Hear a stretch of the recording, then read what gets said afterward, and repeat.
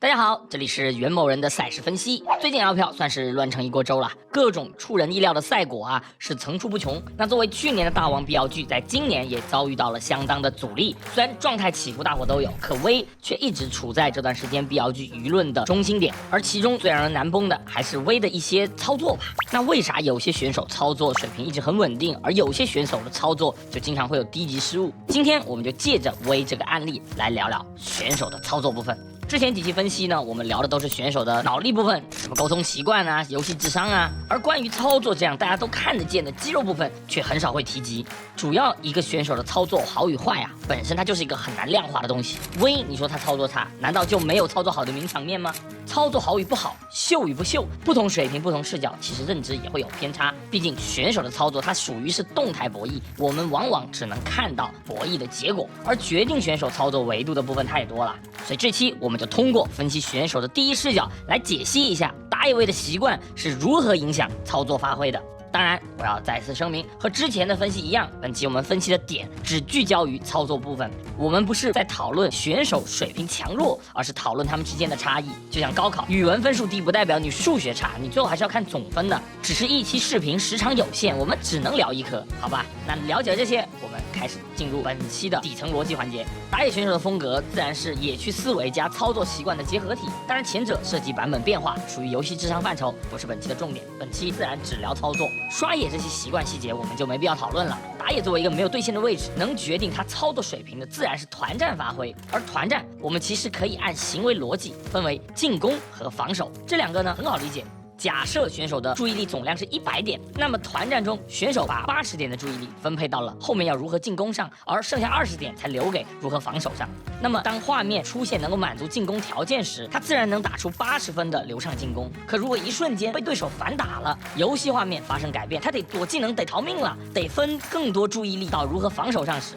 那这个注意力的分配转换是需要时间的。而此刻由于本身只有20点的注意力分配，那他在做防守操作时自然只能有20分的水平。所以局面复杂程度一旦超过注意力本身能承载的量，那就只剩下肌肉记忆，这也往往是选手下凡操作的根源。所以对于分析选手的操作逻辑，我们本质还是看他们如何分配注意力。就像你打野抢龙一样，假如此刻你的眼里只有龙，那周围别的弹道各种操作对拼的细节你是很难注意得到的，因为你眼里只有龙的血量，而剩下的余光才会留给其他的技能。而和不需要看龙全力关注对手技能的反应速度，那肯定是完全不同的。所以我们结合案例来看，接下来大家不要暂停，不要看弹幕，而是跟着自己的下意识，我们来看看你自己的注意力是怎么在团战中分配的。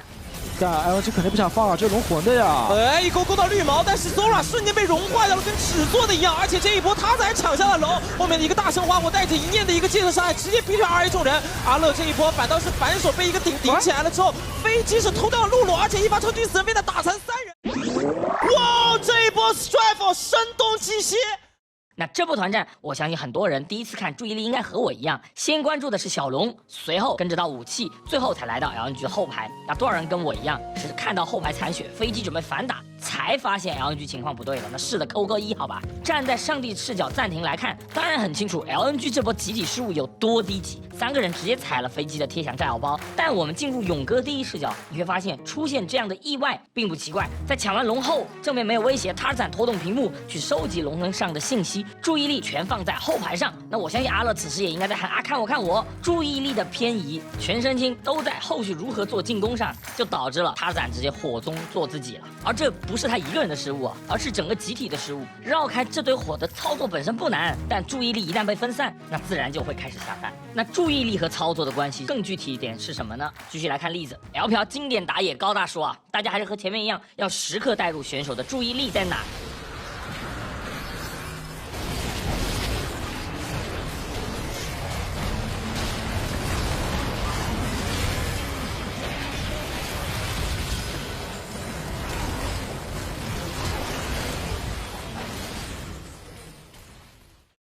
这一波一开始被抢龙先不谈，关键是后面的阵亡，在 Rookie 的 RE 推了5个后 ，IG 的团战进入逆转之势。可以注意到，盲僧此刻的所有注意力全部放在了后排上，他脑子里在预演进攻操作。而当艾克大招回头的瞬间，您需要把如何操作切换到如何防守，这种大量注意力在攻击上，余光留给防守的注意力分配模式，就导致了他注意力分配不足，在切换的瞬间他就过载了，所以摸眼和闪现都有的情况下，却什么都没有操作出来。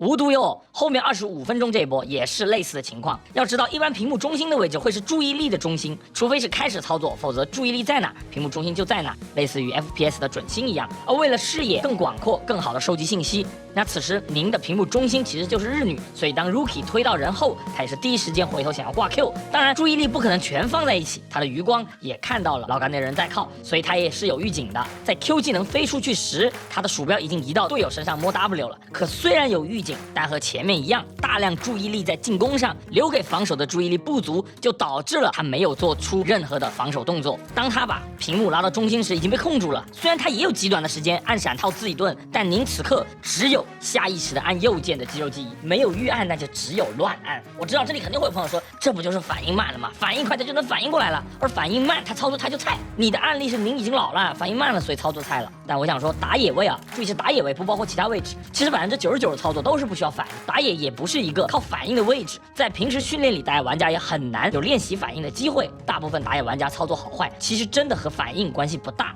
关键还是注意力分配。不信的话，我们把时间往回拨，同一局在对线期，他是完成了一波非常流畅的越塔操作，操作水平和后面啥技能交不出的朱碧盲僧那判若两人呐。打野选手其实能够把注意力完全聚焦在进攻或者防守时，操作本身是很少变形的，因为脑海里锁定目标，脑子里预演操作执行，你有预案，思路就自然清晰。可复杂的永远是团战，参与人数越多，那局面的复杂程度自然是几何倍数的上升。加上打野位一般都是前排，你是需要时刻把注意力从进攻切换到防守，防守切换为进攻的，所以看打野位的操作习惯，我们就是得聚焦在团战期间的表现，因为只有团战端这种复杂局面，才能看出选手最本能的注意力分配情况。如果说 S10 的案例可能因为您比较低谷不一定是您真正的操作水平。那我们再来看 S9 的格里芬战，这场您的发挥相当不错吧？同样是盲僧，同一局里他除了贡献了 T Viper 的这个名场面外，最后也有一波很精彩的 R 闪，那这局可以说是状态小巅峰。可即便如此，同一局同样的攻防切换，他也依旧出现了一样的因为拍地板而没有 A 到加里奥，导致最后没有能量将 W 逃跑的尴尬。这里的语音就是因为他想打，然后队友告诉他别打，而这种从准备进攻切换到逃跑，他就需要注意力分配重新切换。所以像您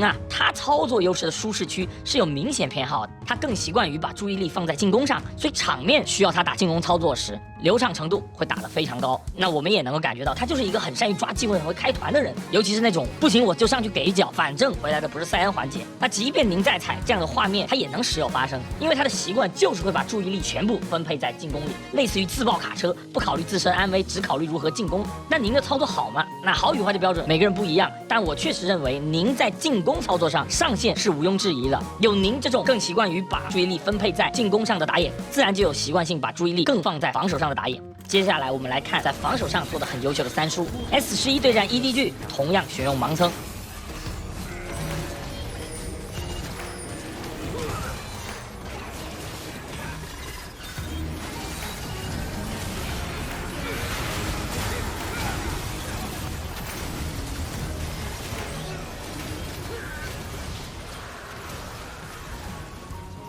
那这波团战是不是看起来 Canyon 啥也没做甚至龙都不是自己惩到的，看着都有点猪逼。但大家别忘了前面说的注意力，大家想想整波团 Canyon 的注意力在哪？他要做的不只是控龙，他还得分注意力在叠被开上。整波团战 Canyon 他是大量的把注意力分配在防守上的，他只留了部分余光给到进攻，因为他的血量在 EDG 眼里很诱人，神话版本要秒他太容易了，所以他一开始就选择了靠后的站位，而注意力也基本集中在队友和对手的这个中间地带。而当塞拉斯冲进去开团，将 EDG 阵型搅散后， Canyon 的注意力才稍微转移了一部分到 EDG 的前排赵信上，而后可以看到 Canyon 的鼠标开始锁定赵信，盲僧做出往前走的动作，想踢踢赵信走，因为龙快进斩杀线了。那 Canyon 希望踢走赵信的同时，自己依旧是处在我不能被 EDG 开的状态下的。而在杰交闪现 Mako 顶上来后，他就马上能交2段 Q， 位移回到龙身边，防止 Mako 的日女控他。随后日女的大招落地 ，Mako 后撤，此时 Canyon 再次鼠标锁定日女人物，再次开始前压移动，也是同样的思路，大招踢人阻止 EDG 拿龙，依旧是发现没机会踢，交 W 后撤。整个过程从上帝视角来说啥也没做，但大家也别忘了，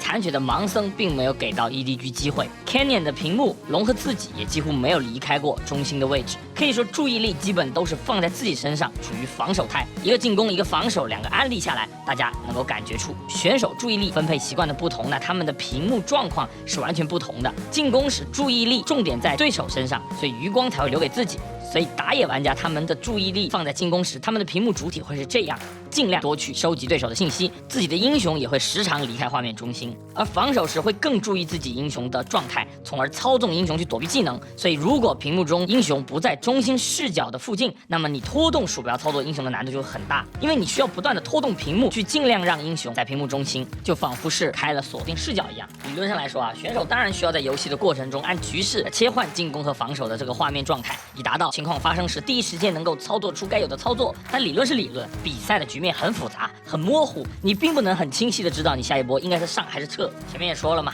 攻防状态的注意力切换它也需要时间，而玩家他如何在脑内完成这种注意力的攻防切换呢？其实常规做法就是空格键或者 F1一下重置视角 reset 一波。看一个标准的处理案例吧。我们看到杰一开始是处于进攻状态的，画面上你也很明显能感觉到他的注意力就是集中在对手身上，脑子里开始预设操作，闪现上去打连招，在眩晕命中的过程中按下第一次空格重置视角，同时很顺利的 Q 接预判大招位置完成斩杀。此刻可以看到，这时杰呢只有微推了一下画面，让自己处于世界中心，而深入人堆变身境的杰他判断出没法继续收割了，尤其在男刀放出大招的瞬间，杰立马应激似的再次按下空格键，最终选择大招过墙离场。这是很标准的团战中由攻转守的过程。这波团战里，杰处于进攻状态，其实只有开始的闪现上去打连招的时候，而在打连招的过程中按下空格，其实就稍微重置一下自己的视角，中间变身途中他也有短暂的拖动屏幕去收集信息，这个时候就是注意力重新分配的过程了。而看到 Canyon 的大招再次下意识按空格，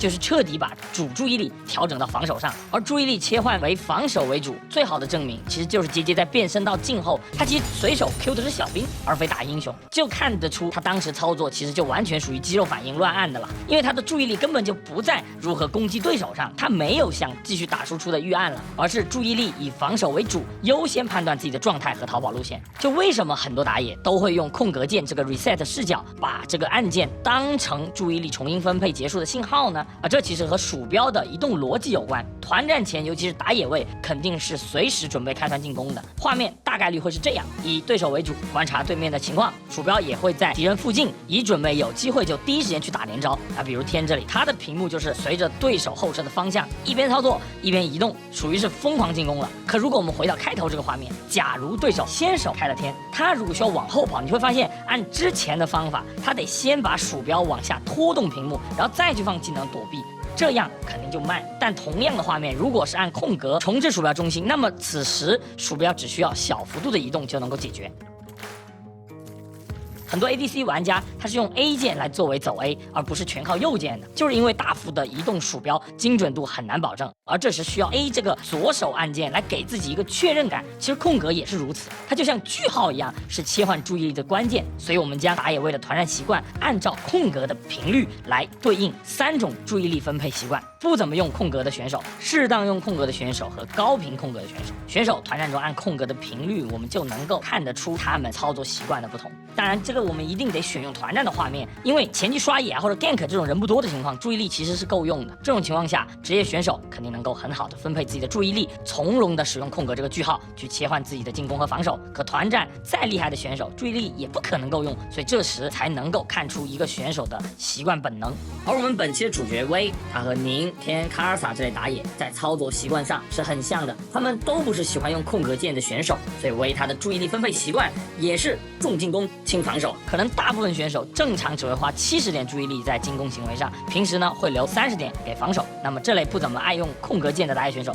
可能放在进攻的注意力上会高达90，所以他们注意力想从进攻90、防守10切换成进攻40、防守60，这个注意力切换的时间就天然比进攻50、防守50的选手要久。我们来看威的第一视角，可以看到威在进攻的过程中，他只按了1次空格，而且是所有技能放完，也就是说脑内预想的操作差不多的时候，才重置了1次屏幕。哪怕屏幕已经很偏移了，但还是要把进攻的技能给放完。这波好歹还按了一下，其实很多团战威是按都不按的。不信啊，再看这波，盲僧硬跟青钢影超远距离开团，虽然人是跟上了，但屏幕移动是全靠鼠标手动的，从头到尾威都没有按空格去重置视角，只有在后面团战打完了，局势清晰了，才稍微按空格 reset 一下。还有这里慢放下来应该很明显了。当然我知道会有朋友疑惑啊，这会不会是某一局或者某个英雄的使用习惯？比如威玩盲僧就是这样。但为了证明这是普遍习惯而不是英雄特例，那我们就再来看一场威的赵信。威的赵信这里可以看到他的注意力分配是全程处于进攻状态的，从头到尾都不在自己身上。先是闪现捅泰坦，然后是拿命抢龙。由于没有切换注意力的分配，不需要防守状态自保，所以至始至终他也只有鼠标稍微移动过1次屏幕，和前面玩盲僧一样。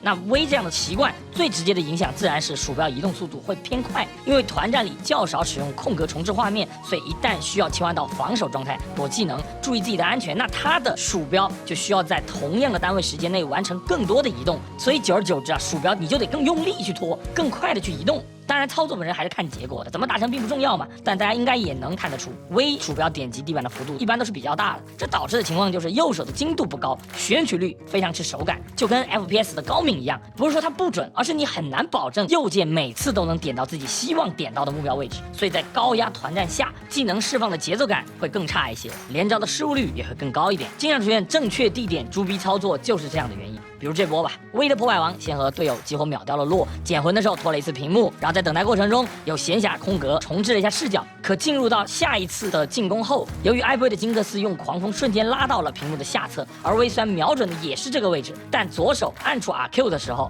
屏幕已经偏移了，那右手的鼠标没有跟上，还处于平移的过程中，结果就是破坏王的 RQ 连招全空，可以说操作思路是对的，但没打出来。当然，再次强调，操作习惯本身只有差异。像 S9天这样的巅峰期，它只用这种高频的拖屏幕，那一样可以做到各种左右开弓，操作上限是毋庸置疑的。FPS 里面那句话叫什么来着？高敏状态好。所以，即便去年的第一视角，你也可以看到，天虽然极少用空格来 reset， 但这种高攻的注意力分配模式，它只要能一直处在这种进攻的操作节奏里，那看着确实是很流畅、很舒服啊。这类习惯在获取信息的能力、抓机会的能力，还有跟队友上的速度，那肯定都是最高的一档。但我观察下来，这类操作模式打野核其实很容易给timing，毕竟不是只有你进攻别人，别人肯定也在看你啊。比起善用空格的选手，威、天、卡萨这类打野，他们的操作习惯玩野核确实总感觉它不对味儿。玩野核的上限是没有更习惯用空格来拉屏幕的选手高的。虽然在团战里啊，按空格 reset 多的选手收集信息的能力它不如前者，但优势又在于他的注意力很快能够集中到自己身上，操作的细节对于技能的释放会更精准。这类善于空格穿插在团战操作里的打野，他们本身就很习惯的把注意力会放在防守上，他们的余光拿去看对手，而主视角呢又在自己的野核英雄上，所以就不容易吃技能。像威这类眼睛一直盯着对方的选手玩野核是很容易给timing的。比如这波豹女，她眼睛就在对面 C 位上，就看不到对面日女的大招，她躲不开啊。虽然黑猫白猫抓到耗子就是好猫，但这类操作习惯确实会造成一定的差异。就像这波一个有意的男枪凭什么会中垂直的 Q 呢？反应慢吗？其实就是鼠标习惯问题。天在追击的过程中，他的鼠标是往右侧拉的，在拖屏幕想着进攻，所以注意力都在锤石身上，却没有关注自己的位置。而此时鼠标啊是很难从右手这样位置快速的回到身边，然后再按一躲钩的。你真要这样操作，那就是一针拉枪了。所以不爱用空格的选手啊，野核经济吃的再多，也感觉味道和纯正野核选手不同。像乐言野核玩得很好，他不仅仅是他的野区规划是野核类型，而是他的团战操作习惯也是会更多的分配在防守自保上。那注意力就是围绕自己的英雄的，所以他也是很爱按空格的，算是选手里按空格非常频繁的那类了。但代价就是高压团战里，他只靠余光去收集信息，那在抓机会能力上就肯定没有天宁这类把注意力更多分配在进攻上的打野做得好。所以乐言的开团没啥让人印象深的，一切他都是有度的。你用余光去拿信息，他也不一定说是好的，得具体情况具体分析。但从注意力分配的逻辑来讲，不习惯用空格的选手确实吃手感啊。我今天手感确实不好，鼠标怎么都点不到人，和我怎么点都能随便点，那肯定是不一样的。当然，虽然说注意力总量是100，但选手天赋不同，实际上注意力的数值差距，大伙还是很明显的。别人50的注意力投入在进攻上，能打出来的操作，可能就等于另一个选手90注意力的投入了，那就没办法。但好在打野确实也不是特别吃这方面的天赋啊，不像线上，所以就还好。但本期的操作讨论，我想已经能说明挺多问题了。为什么有些选手野核没那味儿？为什么有些选手只有特定英雄强？为什么有些选手操作不差，但老给机会？我想本期看完应该都有自己的答案。最后我们总结分析一下吧。回到薇，为什么很多观众觉得呀，仅仅把熏和薇一换，可味道就差了这么多？抛开野区规划上的差异，我认为更本质的就是彼此的操作习惯完全不同。熏作为野核出身，他即便不玩野核英雄，他的注意力也会更多的分配在防守上，所以熏的攻防切换能力是不错的。但薇不同，他的操作习惯在进攻操作的分配占比极高，不爱按空格的操作习惯也会导致他在被反打的那种环节，操作和判断力会变差，会有很多那种先出手没打死人，然后被对手反打过来直接阵亡的情况，这就是这种操作习惯带来的隐患。所以薇啊不太擅长打拉扯团，一旦进场他就很难脱身，同时转激活能力也较差。比如这波团战，在泰坦动手打他的时候，薇的习惯就让他很难捕捉到右侧没闪的杰斯，他的注意力全部都在这边的卡莎身上，蝎子去闪现这个没闪的杰斯肯定会比一个有闪的卡莎容易，那这种就是操作习惯带来的天然劣势。同时过于注重进攻也导致他出现技能交溢出的问题，而且他的鼠标移动范围是很大的，也让薇成了一个大方向判断不错，但小细节判断略差的选手。当然还是那句话，任何习惯都有利有弊，注重进攻画面的操作习惯呢，也会让薇在跟队友在开团上比较犀利。今天那么多例子也都是成名的打野选手，这证明了呀，每种操作习惯它都是对的啊，都有自己的巅峰，有自己的舒适区，关键要怎么去扬长避短。也希望BLG和薇能够后面找到适合自己的方式。本期聊了很多操作方面的东西，但是不同位置指标呢是完全不同的。之后的分析内容可能我们就聚焦在其他位置了。那有什么想看我分析的，欢迎评论区或者私信告诉我。那本期内容就这么多，我是元宝人，我们下期再见。